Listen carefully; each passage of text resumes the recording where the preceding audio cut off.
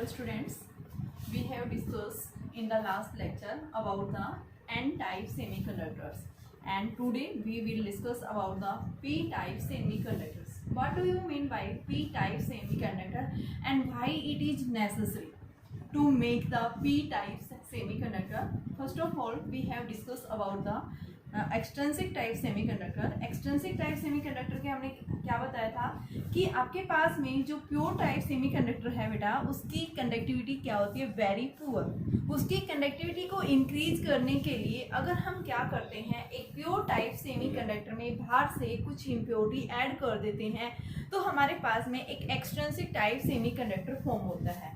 यहाँ पे मैंने आपको बताया था कि बेटा एक्सट्रिंसिक टाइप सेमीकंडक्टर दो तरह से बनता है। फर्स्ट इज द, अगर हम क्या कर रहे हैं, एक आपके पास प्योर सेमीकंडक्टर है, अगर आपने उसमें पेंटावैलेंट इम्प्योरिटी एटम्स की एडिंग की है, जिससे हमारे पास में क्या फॉर्म होता है, एन टाइप सेमीकंडक्टर, जो हम लास्ट लेक्चर में डिस्कस कर चुके हैं। ठीक है, अब आती है हमारे पास में ट्राईवैलेंट या फिर पी टाइप सेमीकंडक्टर। इसके अंदर क्या होता है बेटा, पी टाइप सेमीकंडक्टर के अंदर अगर हम क्या करते हैं, कोई भी एक प्योर टाइप सेमीकंडक्टर ले रहे हैं और अगर उसमें हम ट्राईवैलेंट इम्प्योरिटी ऐड कर देते हैं, जैसे ट्राईवैलेंट इम्प्योरिटी हमारे पास में जो एलिमेंट्स आते हैं, लगभग कौन कौन से एलिमेंट्स आते हैं, उसके लिए हम बताते हैं कि आपके पास में जो पी टाइप एलिमेंट आता है, जैसे हम बात कर रहे हैं कि भाई आपके पास में जिसके आउटर मोस्ट सेल के अंदर क्या होते हैं बेटा, 3 इलेक्ट्रॉन्स।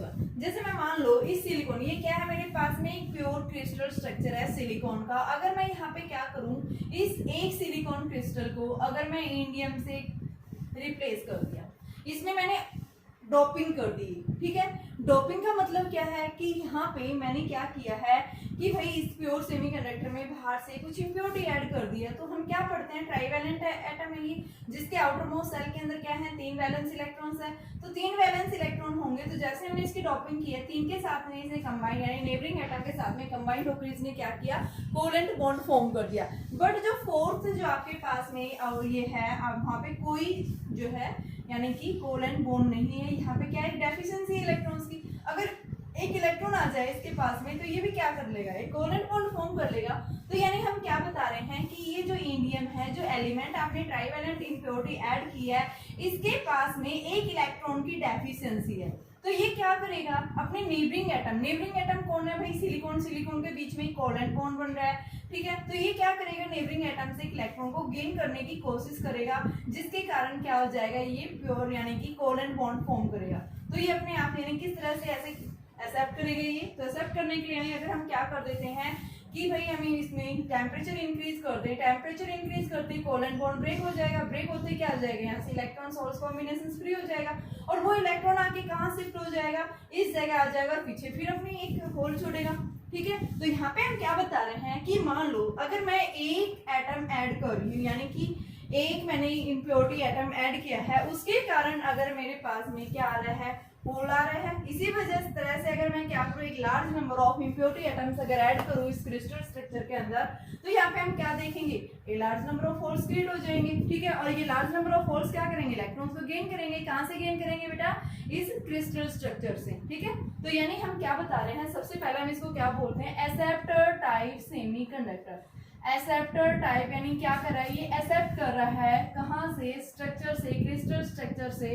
ठीक है, क्योंकि यहाँ पे होल्स की संख्या क्या है, ज्यादा है, क्योंकि डोपिंग कर रहे हैं, एक वैलेंस इलेक्ट्रॉन्स की कमी है, तो ये अपने अपडेट को कंप्लीट करने के लिए नेबरिंग एटम से क्या करेगा, ये इलेक्ट्रॉन्स को गेन करेगा। ठीक है, तो हम क्या देख रहे हैं, मान लो यहाँ से क्या हुआ, आपने टेम्परेचर थोड़ा सा रूम टेम्परेचर से थोड़ा सा बढ़ा दिया, रूम टेम्परेचर ले रहे हैं मोर देन 0 केल्विन, तो हम क्या देखेंगे, कोवेलेंट बॉन्ड ब्रेक हो जाएगा। ब्रेक होते यहाँ से क्या आ जाएगा, इलेक्ट्रॉन सोल्स फ्री।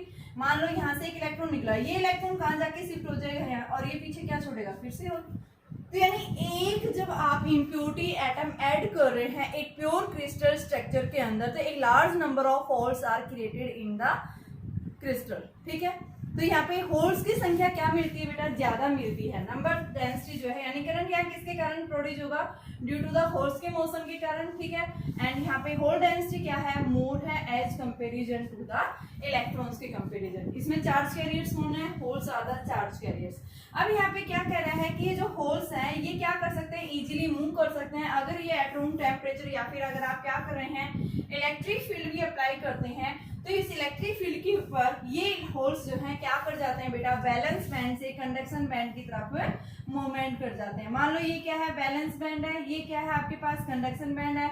और हमने पीछे पढ़ा था बेटा वैलेंस बैंड कैसा होता है, कंप्लीटली फिल होता है इलेक्ट्रॉन से, ठीक है। तो यहाँ से क्या होगा कि आपके पास जैसे ही आपने क्या किया, इम्प्योरिटी ऐड की, होल्स की संख्या ज्यादा है और इन होल्स के पास में कोवेलेंट बॉन्ड जो थे, कोवेलेंट बॉन्ड के अंदर जो इलेक्ट्रॉन्स होल्स का जो कॉम्बिनेशन स्ट्राइटली बाउंड था, वहां पे जो एनर्जी थी उस एनर्जी से क्या रहती है, इन होल्स के पास में एनर्जी ज्यादा है। अगर इनको एक स्मॉल अमाउंट ऑफ एनर्जी भी मिल जाती है, जैसे हम बता रहे हैं कि सिलिकॉन है, सिलिकॉन के लिए हम क्या बता रहे हैं कि जो आयनाइजेशन एनर्जी आती है वो कितनी है बेटा, 0.01 इलेक्ट्रोवोल्ट, एंड जर्मेनियम के लिए हम बताते हैं 0.05 इलेक्ट्रोवोल्ट। यानी अगर बाहर से इतनी सफिशिएंट क्या मिल जाती है, इनको आयनाइजेशन एनर्जी मिल जाती है, तो यहाँ से होल्स क्या कर जाते हैं, वैलेंस बैंड से कंडक्शन बैंड की तरफ में मूवमेंट कर जाते हैं, ठीक है। तो यहाँ पे हम क्या बता रहे हैं, इस तरह से हमारे पास में क्या होता है कि होल्स के मोशन के कारण यहाँ पे पी टाइप सेमीकंडक्टर में करंट मिलता है, ठीक है। और इसको एक्सेप्टर क्यों बोला गया, क्योंकि ये क्या कर रहा है, स्ट्रक्चर से इलेक्ट्रॉन्स को एक्सेप्ट करने की टेंडेंसी रहती है इसके पास में, इसलिए इसको एक्सेप्टर टाइप बोला गया है। अब बेटा एक्सेप्टर टाइप सेमीकंडक्टर बोला गया है, तो इसकी एनर्जी लेवल पे क्या इफेक्ट पड़ेगा, तो देखिए हमने एन टाइप के अंदर बताया था कि यहाँ पे जो इलेक्ट्रॉन्स यानी कि उसको हम डोनर टाइप सेमीकंडक्टर बोल रहे थे, वो क्रिस्टल स्ट्रक्चर को क्या कर रहे थे, एक्स्ट्रा इलेक्ट्रॉन्स डोनेट कर रहे थे। बट इस केस में जस्ट उससे अपोजिट है, इस केस में क्या कर रहे हैं, ये एक्सेप्ट कर रहे हैं क्रिस्टल से, क्या लेंगे बेटा, इलेक्ट्रॉन्स को गेन करने की टेंडेंसी रखेंगे। तो इस वजह से इसको क्या बोल रहे हैं, क्या है ये आपके पास में एक्सेप्टर टाइप सेमीकंडक्टर, ठीक है। अब नेक्स्ट मेरे पास में आता है कि अगर ये एक्सेप्टर टाइप सेमीकंडक्टर्स हैं तो यहाँ पे इनका एनर्जी लेवल पे क्या इफेक्ट पड़ेगा। तो यहाँ पे हम क्या बताएंगे कि इन होल्स के पास में एनर्जी वैलेंस बैंड के अंदर जो इलेक्ट्रॉन्स प्रेजेंट है उनसे क्या रहती है, एनर्जी इनके पास ज्यादा होती है। तो यहाँ पे हमारे पास में इनका जो एनर्जी लेवल बनेगा बेटा, होल्स के कारण वो just above the valence band and below the conduction band. और यहाँ पे इनके बीच का एनर्जी का जो डिफरेंस आता है वो एनर्जी क्या होती है, ionisation energy 0.01 for the silicon and germanium के लिए 0.05 इलेक्ट्रोवोल्ट होता है, ठीक है। और आप क्या बताएंगे यहाँ पे कि फर्मी लेवल जो होगा वो इनके बीच में जस्ट लाई करेगा, ठीक है। तो ये हमारे पास में क्या है, एनर्जी बैंड डायग्राम है, किसके लिए, P type semiconductor, band diagram for the P type semiconductor. अब इस पी टाइप सेमीकंडक्टर को पी टाइप ही क्यों कहा गया है, क्योंकि इसमें holes are the majority charge carriers, और होल्स के ऊपर बेटा चार्ज हम कैसा मानते हैं, पॉजिटिव चार्ज देते हैं, ठीक है। तो holes are the charge majority charge carriers, majority charge carriers कौन है इसमें, होल्स, और माइनॉरिटी चार्ज कैरियर्स कौन है, इलेक्ट्रॉन्स। होल्स के मोशन के कारण क्या होता है, यहाँ करंट प्रोड्यूस होता है, ठीक है। तो इस वजह से इसमें होल्स पे चार्ज कैसा होता है, पॉजिटिव होता है। पॉजिटिव होने की वजह से इसको हम क्या बोलते हैं, पी टाइप सेमीकंडक्टर, ठीक है।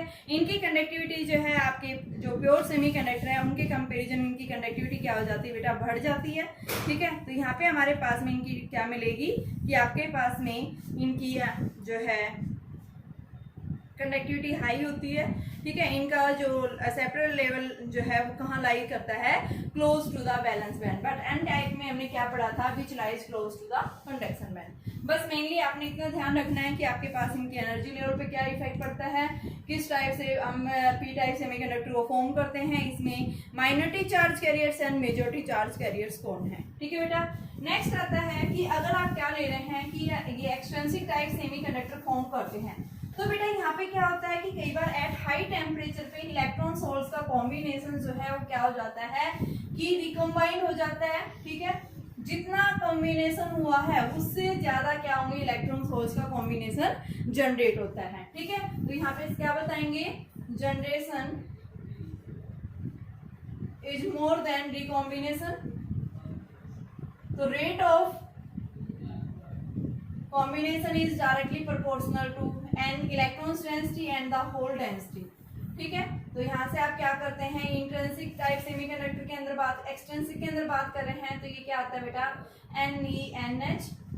सिमिलरली अगर मैं इंट्रिंसिक टाइप सेमीकंडक्टर के अंदर बात करती हूँ तो rate of recombination is directly proportional to Ni²। इसको इक्वेशन नंबर फर्स्ट दिया, इसको इक्वेशन नंबर मैं ले रही हूँ सेकंड, यहाँ से दोनों को इक्वेट किया तो मेरे पास में वैल्यू क्या आई, के एन आई स्क्वायर, क्योंकि चार्ज डेंसिटी जो होगी वो दोनों में सेम होगी, ठीक है। तो के एन ई एन एच, के से के कैंसिल, तो एन आई स्क्वायर बराबर एन ई एन एच हम लिख सकते हैं इसको, ठीक है। तो आपके पास में क्या बताएंगे कि जब भी एन ई का मतलब number of electrons density, N H means holes density, ये किस केस में है बेटा, एक्सट्रिंसिक टाइप सेमीकंडक्टर के अंदर है, और एन आई मीन्स क्या है आपके पास में कि यहाँ पे इंट्रिंसिक टाइप सेमीकंडक्टर के अंदर चार्ज डेंसिटी है। और यहाँ पे हम क्या बता रहे हैं कि आपके पास में एट थर्मल इक्विलिब्रियम कंडीशन के ऊपर ये आपके पास में इलेक्ट्रॉन्स होल्स जो है वो किसके इक्वल हो जाता है, NiH के इक्वल हो जाता है, ठीक है। At equilibrium, thermal equilibrium condition में होता है ये, जब टेम्परेचर हम सेम रख रहे हैं, ठीक है। नेक्स्ट देखिए अब हमारे पास में ये था हमारे पास में नंबर डेंसिटी। अब मेरे पास नेक्स्ट आता है बेटा यहाँ पे कि आपके पास रिलेशन क्या है इनके बीच में, ठीक है। तो हमारे पास में नेक्स्ट आता है इलेक्ट्रिकल कंडक्टिविटी ऑफ सेमीकंडक्टर। इनकी इलेक्ट्रिकल कंडक्टिविटी क्या होती है, तो इलेक्ट्रिकल कंडक्टिविटी देखना है, लास्ट टॉपिक है हमारे पास में, ठीक है। फिर हमारे पास आएगा नेक्स्ट टॉपिक पीएन जंक्शन, ठीक है। तो नेक्स्ट टॉपिक है इलेक्ट्रिकल कंडक्टिविटी इन सेमीकंडक्टर। तो इलेक्ट्रिकल कंडक्टिविटी कैसे होती है वो देखिए। मान लो आपके पास में एक सेमीकंडक्टर है, उस सेमीकंडक्टर के अंदर क्या है, a large number of holes and electrons are present. Holes भी हैं, इलेक्ट्रॉन्स भी हैं।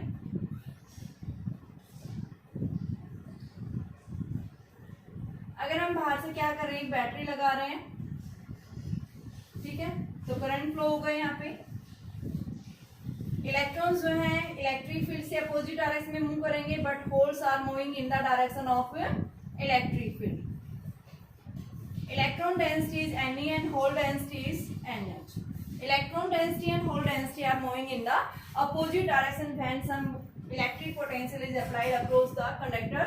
आपके पास मान लो ये कंडक्टर है, इस कंडक्टर के अक्रॉस मैंने क्या लिया है, large number of electrons and holes हैं, ठीक है। ये कंडक्टर आपके पास किस तरह का, एक सेमी कंडक्टर, और सेमी कंडक्टर के अंदर हमने क्या पढ़ा है, चार्ज कैरियर्स कौन होते हैं बेटा, इलेक्ट्रॉन एंड होल्स। तो इस सेमी कंडक्टर के अक्रॉस अगर जैसे ही आप बैटरी अप्लाई करते हैं तो इसके अंदर क्या होगा, ए large number of electrons and holes present होंगे, और इन इलेक्ट्रॉन होल्स के मोशन के कारण क्या होता है, यहाँ पे करंट प्रोड्यूस होता है। तो हमें क्या देखना है, उसकी इलेक्ट्रिकल कंडक्टिविटी को डिटरमाइन करना है कि what will be the electrical conductivity in case of semi conductor, ठीक है। तो इसको निकालने के लिए हमने सबसे पहले क्या लिया, इलेक्ट्रिकल कंडक्टिविटी। इलेक्ट्रिकल कंडक्टिविटी क्या होती है बेटा, ऑफ सेमीकंडक्टर। रेसिस्टिविटी का रेसिप्रोकल जो होती है उसको हम क्या बोलते हैं, कंडक्टिविटी, यानी कि सिग्मा इज इक्वल टू 1/रूट। पीछे पढ़ा था सेकंड यूनिट में। तो इसके लिए हमने क्या किया, देखो जैसे ही सेमीकंडक्टर मटेरियल के अक्रॉस अगर मैंने पोटेंशियल लगाया तो यहाँ इलेक्ट्रिक फील्ड सेट होगा। फर्स्ट ऑफ ऑल जैसे ही हमने पोटेंशियल V अप्लाई किया तो यहाँ पे इलेक्ट्रिक फील्ड सेट हो गया, और इसकी वैल्यू क्या है, V/L। जब इस कंडक्टर की लेंथ मान लो क्या है, L। अब बेटा इसके अंदर क्या होगा, यहाँ करंट जो प्रोड्यूस होगा इस सेमीकंडक्टर के अंदर किसके कारण होगा, due to the motion of the electrons and due to the motion of holes. And हमने एक रिलेशन पढ़ा था, I is equal to ANEVD।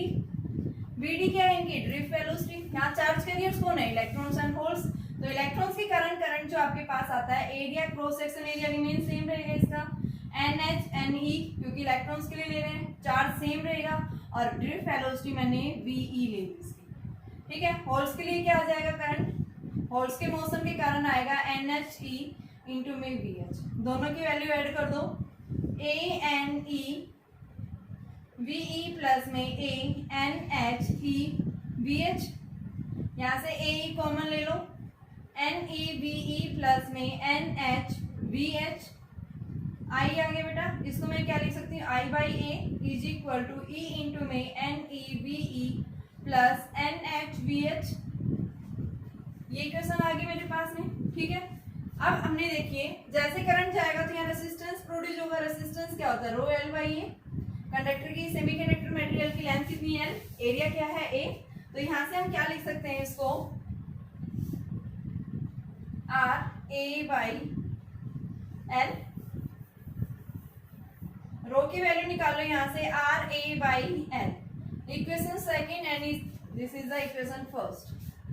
First और सेकंड को डिवाइड कर दो तो आपके पास क्या आएगा, E by rho is equal to V by L into R A by L. L से L cancel, V by R क्या होता है I बाई ए, क्या है E बाई रो। तो इसको हम क्या लिख सकते हैं, E by rho is equal to E into में NE VE प्लस में NH VH। इस इलेक्ट्रिक फील्ड को इनके नीचे डिवाइड कर दो तो यहाँ से हमारे पास क्या बनेगा, 1 by rho is equal to E into में NE VE by E plus में NH VH बाई E। ठीक है, और बेटा ये क्या होती है, VE by E, drift velocity पढ़ा था, सॉरी मोबिलिटी, मोबिलिटी क्या होती है, it is the ratio of the drift velocity to the applied electric field. इस रेशो को हम क्या बोलते हैं, मोबिलिटी। तो ये हमारे पास में क्या बन जाएगा, E इंटू में NE न्यू E प्लस में NH न्यू H। तो ये आपके पास क्या आ गई, कंडक्टिविटी। तो कंडक्टिविटी का हम फॉर्मूला क्या बताएंगे, sigma is 1 by row, so conductivity. तो ये आ गया बेटा E NE new E plus में E NH न्यू H।